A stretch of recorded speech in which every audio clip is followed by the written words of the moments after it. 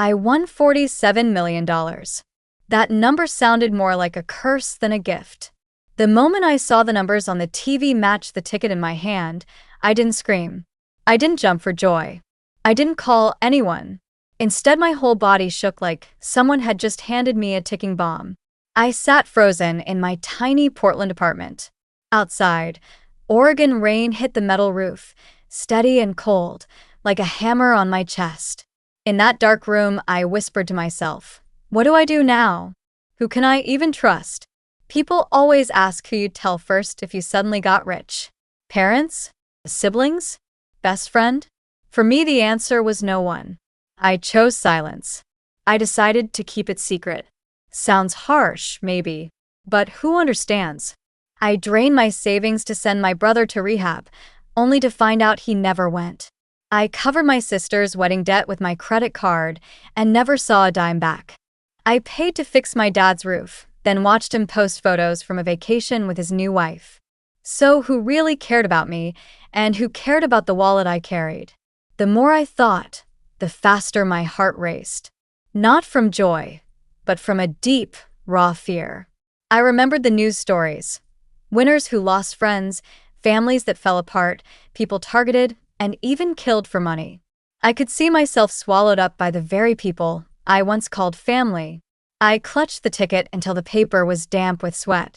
Shaking, I heard my own voice break. No. Nobody can know. Not even one person. Still, silence brought a storm of questions. Was I turning selfish? Or was I finally protecting whatever I had left of myself? If I couldn't trust my family, who really cared about me, the person, not the bank account that suddenly hit the millions? That was the start of a journey I never imagined, a journey of secrets, of betrayal, and of the pain that comes when trust has a price. My name's Rachel Miller. I'm 34 and I live in Portland, Oregon. If you've ever been here, you know Portland is a city of endless gray rain and cozy little coffee shops tucked into every corner. I'm about 5'5", brown hair usually pulled back in a bun for work, and a round face that makes me look younger than I am. Most people say my eyes give away my feelings too easily, which I've always thought was more of a weakness than a gift. My apartment's out on the east side, just a one-bedroom. It barely fits an old couch, an overflowing bookshelf, and a small dining table by the window. In winter, the heater rattles every time it kicks on. In summer, the ceiling fan hums all night long. It's not fancy, but it's mine. It's where I can finally breathe after long days at the office. I work as an accountant at a small marketing company. Sounds steady, but it's not. My boss, Arnold, loves stealing my ideas and passing them off as his own. My coworker Derek leaves early all the time, dumping his reports on my desk. Tax season means 60-hour weeks, and most of the time nobody even notices what I do. I tell myself at least I've got a paycheck to cover rent, car insurance, and the medical bills I haven't finished paying. My family complicated is the nicest word I can use. My dad, Thomas Miller, used to teach high school physics. He believes in rules, formulas, and saving every penny. After divorcing my mom, he married Clara, a woman who dreams of designer handbags and Miami vacations. She made his life flashier, but also pushed him further away from me. My mom, Elaine, went a different route. She married Richard, a rich businessman with little affection to spare. Richard never saw me as family. To him, I was just baggage from a second marriage. At dinners, he'd go on about profits and investments while I sat in silence, counting the minutes until I could retreat to my cramped little room. My brother David is 2 years older and always broke. He's been a car salesman, a bartender, then unemployed again. Every time I see him, there's a new reason to borrow money. "I'll pay you back soon" is basically his catchphrase. Once, I drained my savings to send him to rehab, only to find out he never even checked in. My sister Emily is the complete opposite. She went Ivy League, married a surgeon named Brian, and now lives in a big house in the suburbs with 2 angelic kids. Their walls are covered with photos from Disney World, Hawaii, and places I can only dream about. Every holiday, the talk is all about Emily's achievements. I just sit there, smiling politely. Out of all my relatives, Aunt Linda, my mom's younger sister, is the one I trust. She's a grade school teacher who lives in a little apartment filled with books and plants. Her old Honda groans every time it starts, but she never complains. On the other hand, there's Aunt Margaret, my dad's sister. She's wealthy, always dressed to impress, and never misses a chance to criticize my job, my apartment, even the fact that I'm still single. And then there's Kyle, Margaret's son. My cousin got her arrogance, but none of her money. He gambles, racks up debt, and the whole family just pretends not to notice. When I think about my family, two words always come to mind: love and money. And for us, those two things have never gone together. Every day before everything changed felt like the same tape, playing on repeat. 6 in the morning, the alarm buzzed, and I'd jump up in my little one-bedroom apartment in Portland. Third floor of an old building, walls stained from the rain. Windows creaking every time the Columbia River breeze pushed through. I'd pull the curtains and see another gray morning. Raindrops sticking to the glass, just another spring day in Oregon. I'd walk into the kitchen and switch on the cheap coffee maker I'd had since college. It groaned and hissed, filling the air with the smell of strong but slightly burnt coffee. That was how my mornings started, even though they never felt like a fresh start. I'd lean against the counter, cup in hand, staring down at my expense notebook. Every morning the same math. Add, subtract, and hope the numbers lined up enough to cover the power bill, the car insurance, and the leftover credit card debt. By 7, I'd be driving my 10-year-old Toyota Corolla. On rainy days, and in Portland that's almost every day, the car squeaked like it was just as tired as I was.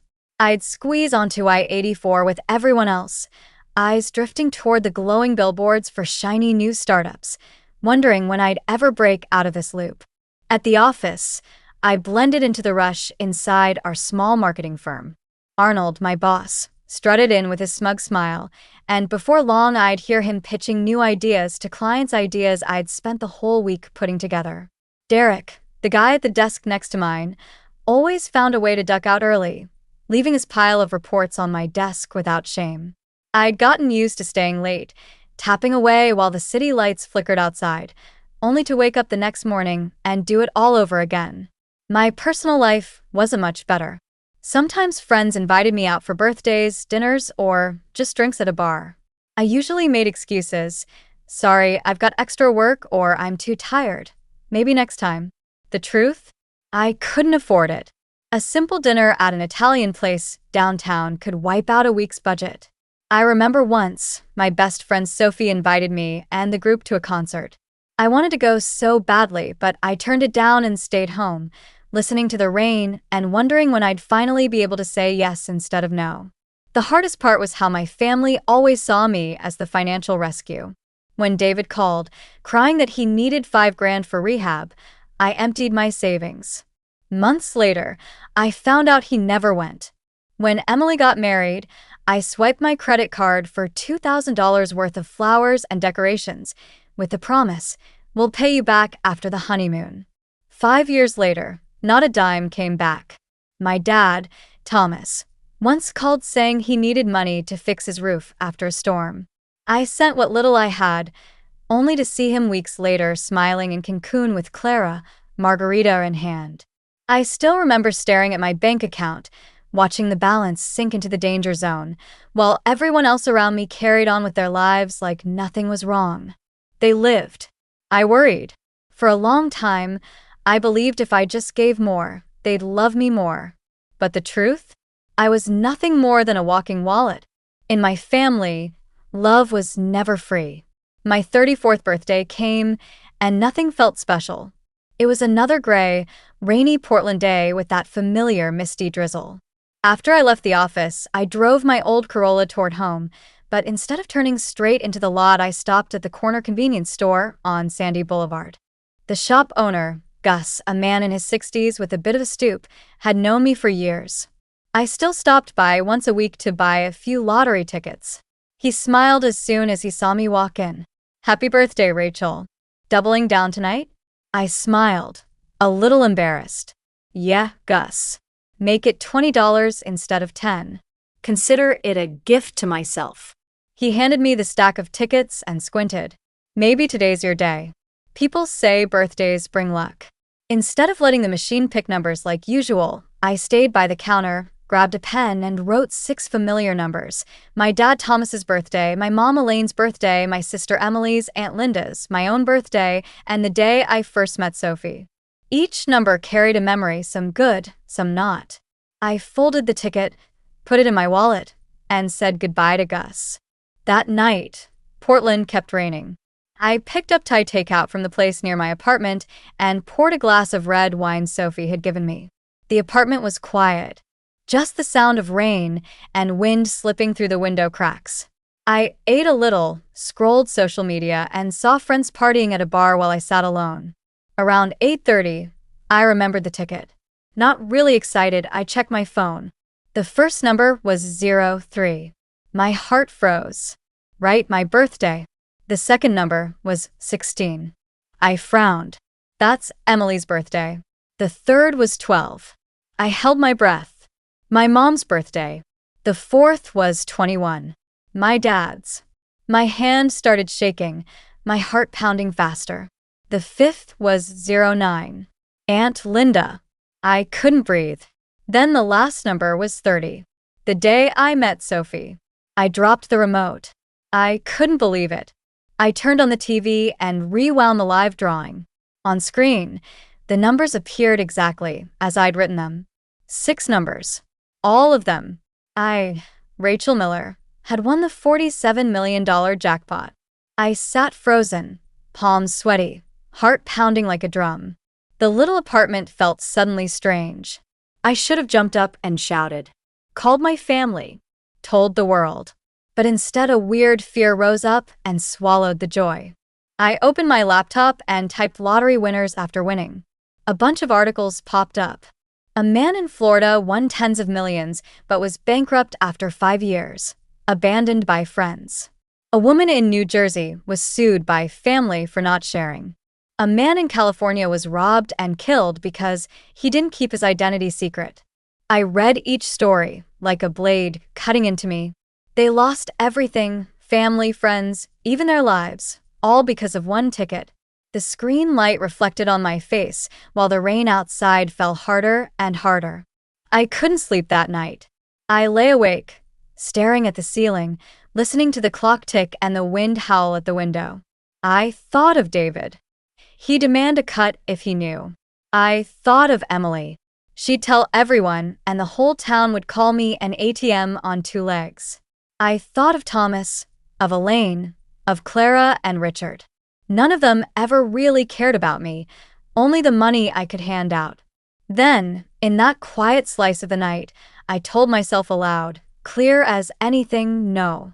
Nobody finds out. This is my secret. At least for now. 2 days after I found out I won, I decided to get professional help. I couldn't let this luck turn into a disaster. On the drive to downtown Portland, my heart was pounding and my hands were sweaty. I parked in front of a tall glass building where Peter Graham worked, the financial lawyer I'd found after hours of searching online. Inside the lobby, the marble floor shone, and the smell of polished wood hung in the air.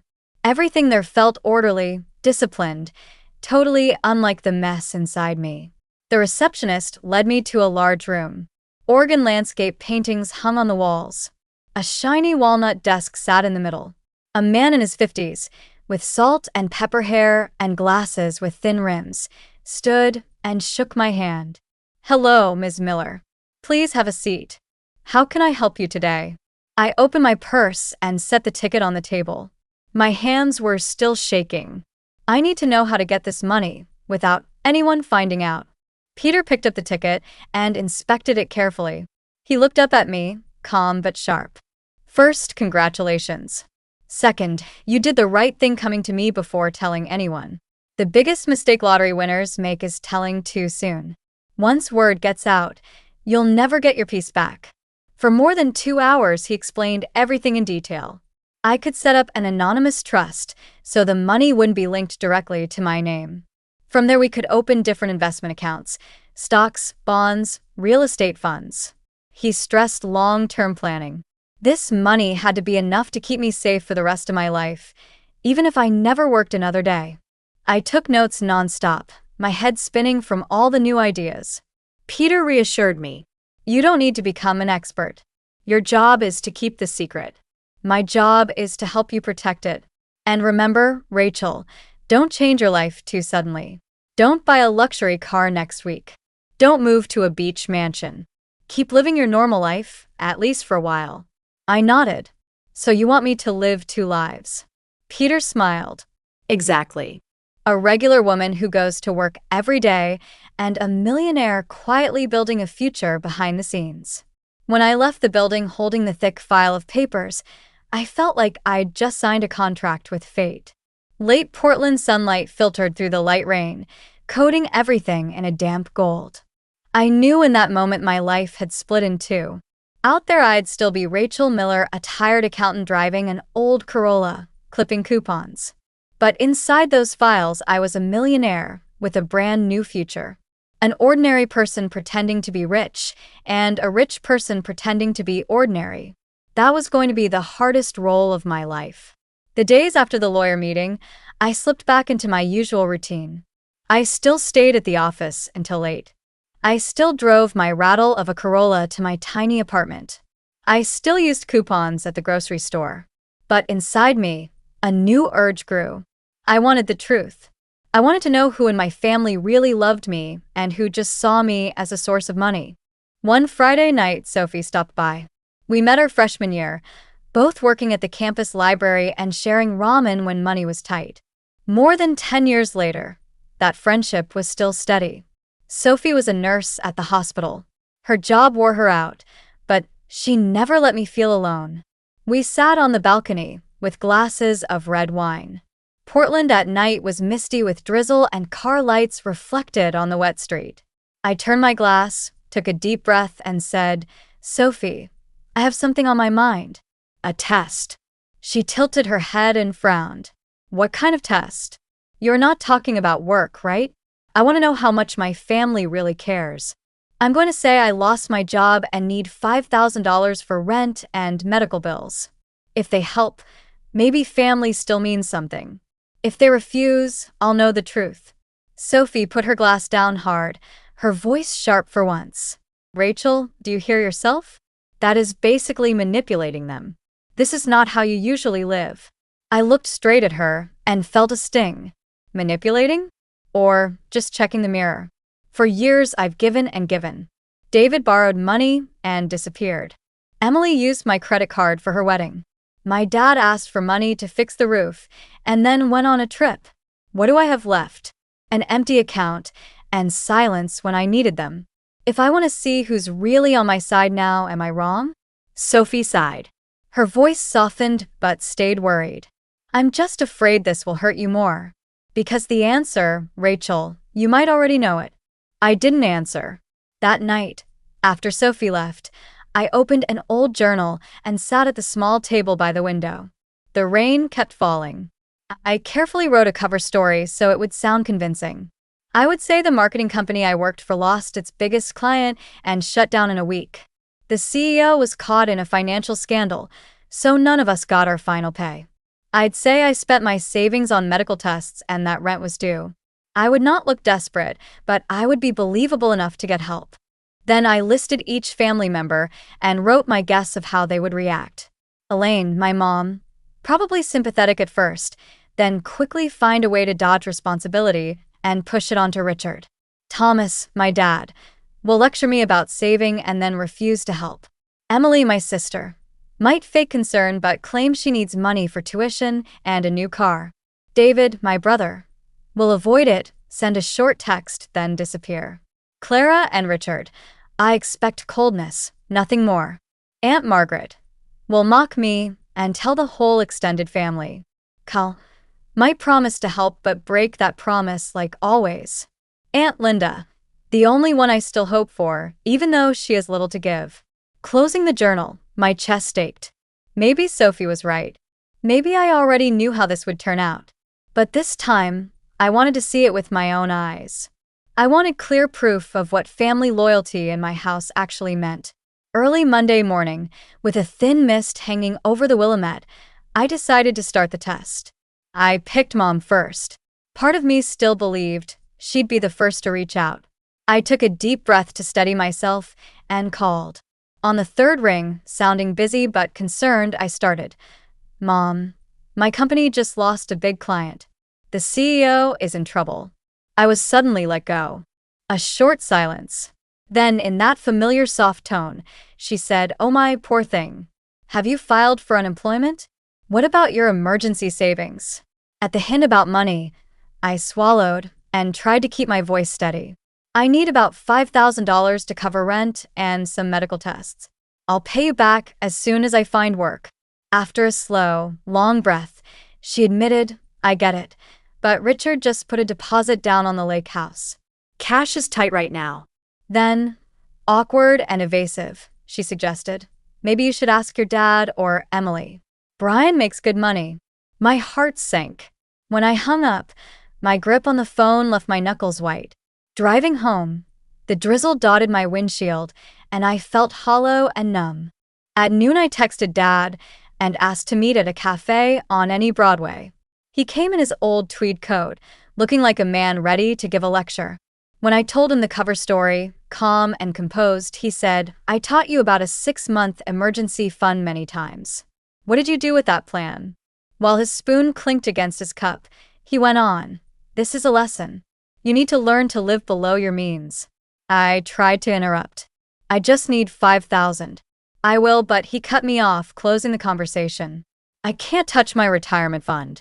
That would be irresponsible." My throat tightened. Leaving the cafe, my heart raced, and my head felt oddly empty. I'd asked for a hand. I got a lecture.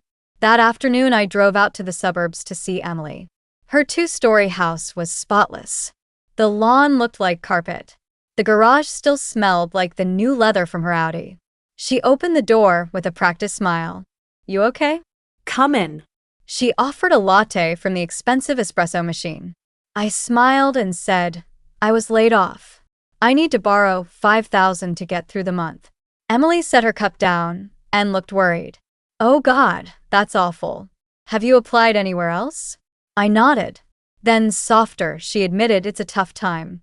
We just paid private school tuition for the kids, and we just got the Audi. I'll talk to Brian tonight and text you." She hugged me quickly before I left. Her perfume stuck to my coat. As I stepped off the porch, I knew that hug wasn't going to turn into a check. That night, she read my message and then stayed silent for days. Next was David, my brother. I sent a long message explaining everything and waited. After the read receipt, he replied in his usual blunt way, "Sorry, sis. Things are rough. I'll call later." Then he disappeared, like he'd never been there. I sat in my car outside my building, Portland's night heavy around me, my phone cold in my hand. A wave of sadness rose up. I felt like I was shouting into an empty room. The next day, I called Clara, Dad's new wife. The moment I said I needed a loan, she answered in a flat, chilly tone, "Rachel, I'm sorry, but our budget and your father's are already tied up with the summer vacation and the kitchen remodel." Then she pushed the responsibility back to me. "You should learn to cut back. Maybe move in with someone for a while." When I reminded her about helping pay to fix the roof last year, she tightened the story. "That was a family asset. You benefited too." I wanted to ask, "So when do I get invited to that cabin again?" But I held back.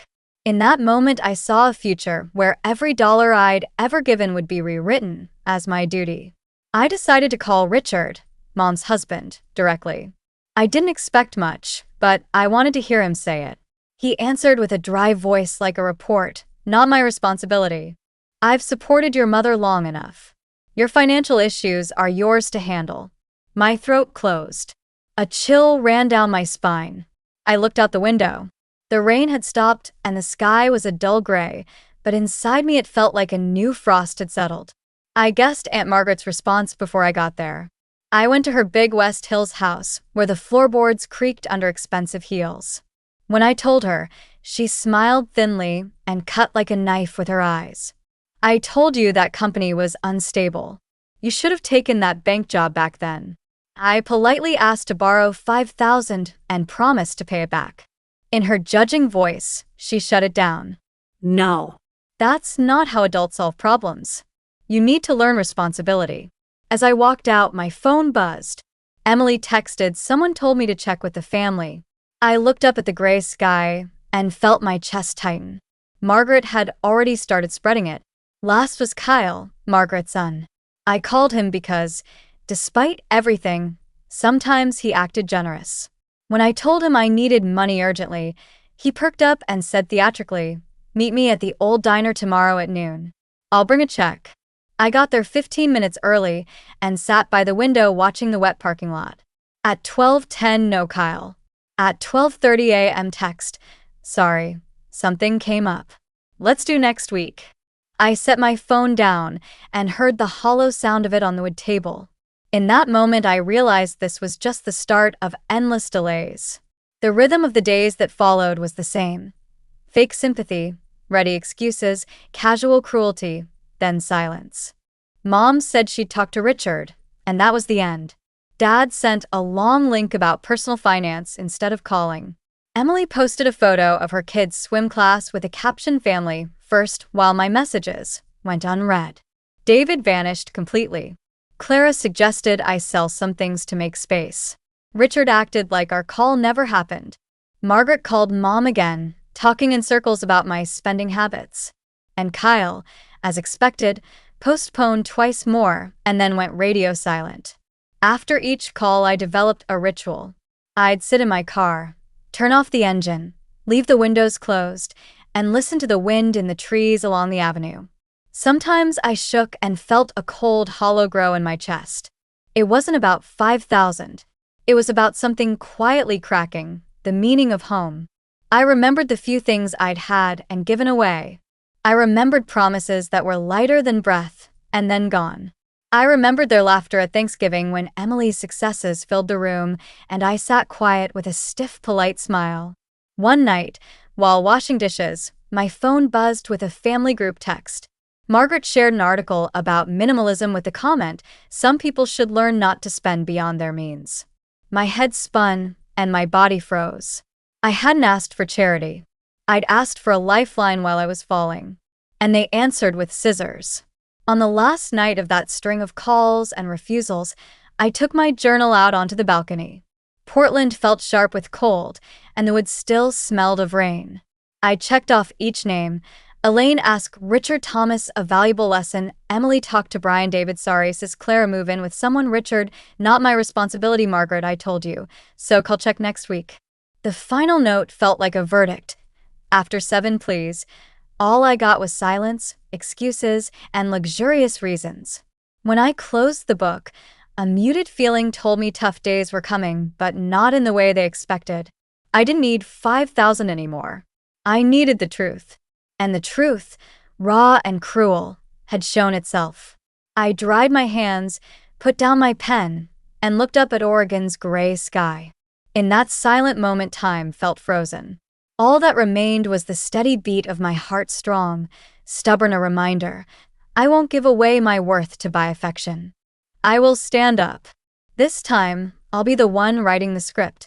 That night, after leaving Aunt Margaret's house, I didn't drive straight home. I sat in my old Corolla, parked in the empty lot near Laurelhurst Park. Portland's darkness wrapped around me. Only the dim streetlights smeared across the rain-streaked windshield. I gripped the wheel so tight my knuckles went white. My heart pounded like it was going to burst out of my chest. My vision blurred. I blinked, but the tears kept coming down my cheeks. I heard my own ragged breaths. My throat tightened. In that moment, a cold thought cut through, sharp as a knife. Am I just a walking wallet? A walking wallet, and when I'm empty, no one wants to keep me. I thought of every call, every answer. Mom pushed the responsibility onto Richard. Dad turned my situation into a moral lesson. Emily hugged me but used tuition and the new Audi as excuses. David hid. Clara and Richard washed their hands of it. Margaret spread the story. Kyle promised and then disappeared. Each person, each reaction felt like another stab in the same place. I buried my face in the wheel. A car horn sounded far off and faded into the rainy night. Time felt frozen. I trembled, wanting to scream but too drained to make a sound. My body folded, spent. Then my phone rang, cutting through the silence. I glanced at the screen, eyes still wet. The name froze me. Linda, the only one I hadn't called. My aunt had called me first, before I could even ask. In that moment I swallowed and held my feelings down. My heart was still racing, but deep inside, a faint light had just flickered on. The next day Portland was wet again, rain running down the diner window on Sandy Boulevard. The neon sign was faded and flickering. Inside it smelled like weak coffee and slightly burnt pancakes. I walked in, my coat speckled with rain, and saw Aunt Linda sitting in the usual corner by the window. She waved, smiling kindly. "Rachel, come here. Sit down, sweetheart." I sat across from a woman who looked a lot older than my childhood memory. Gray hair tied back neat, a plain sweater, ink smudges on her hand from grading papers. We ordered 2 burgers and coffee. As spoons clinked against ceramic, she asked gently, "Your mom told me you lost your job. Are you okay?" My throat tightened at that. I just nodded and tried to stick to the script I'd rehearsed. After the server brought the food, Aunt Linda opened her worn purse and took out a brown envelope. She pushed it toward me. "Take it, Rachel. There's $3,000 in here. Not a lot, but it'll get you through the month." I was stunned. I knew she lived on a teacher's paycheck and picked up extra classes to make ends meet. I opened the envelope and saw neatly stacked 20s and 50s. My eyes blurred. My hands shook so much I almost dropped the money. "Aunt Linda, I can't take this. This is too much for you." She took my hand, firm and gentle. "Family helps family. You thought you were alone, but you're not. If you need it, my couch is still there. It's not big, but you can sleep there." I couldn't hold it in anymore. I inhaled hard and blurted out, "Aunt Linda." I lied. I didn't lose my job. I won the lottery. $47 million. The room seemed to slow. Linda looked at me. She didn't gasp like I expected. She was quiet for a few seconds and then nodded. Oh. "So you were testing them?" I swallowed. I wanted to know who really cared. I was afraid if I told them, they'd only see the money. Aunt Linda sat silent for a minute, then spoke in a steady voice. "Do you know how Robert and I split up? Everyone said it was because we didn't match.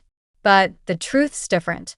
When your grandmother died, I inherited $50,000. Not huge, but with a young couple it was a start. I wanted to save for a little house. But Robert, he forged a signature and pulled the investment into a friend's restaurant. A year later the place failed, and the money was gone. When I asked him about it, he said, 'That's our money. I have as much right as you.'" Her voice trembled a bit, but her eyes were bright. That day I learned something. Money doesn't change people. It just shows who they really are. Someone can love you or use you, and money strips that away. I stayed quiet, tears falling, shaking and strangely relieved. "You're the only person I wanted to tell first. I didn't tell Dad, I didn't tell Mom, not even Emily or David. You're the first to know." Linda squeezed my hand harder. "Rachel, I don't want your money. I'm glad you got a chance to change your life. But don't let this secret swallow you. Use it to do good, for yourself and for others." With the rain tapping the glass, I realized something. In a family full of selfishness, there was one person willing to give almost everything when I needed it. And she didn't ask for anything even after she knew I had a fortune. Right then I knew I'd found real support. Aunt Linda would be the one I could trust. A week after the diner meal with Aunt Linda, I texted every family member, "This Sunday, 5 p.m., come to my apartment. I have an important announcement." Nobody said no. Maybe deep down they figured I'd ask for more money, or worse, beg them to bail me out one last time. That afternoon the sky over Portland turned heavy and gray, fine drizzles sliding off the rooftops. In my tiny apartment, I set chairs in a circle. One by one they came in. Elaine arrived with Richard, faces guarded. Thomas and Clara came next, their looks full of judgment. Emily wore a designer coat. Brian stood by her, glancing at his watch.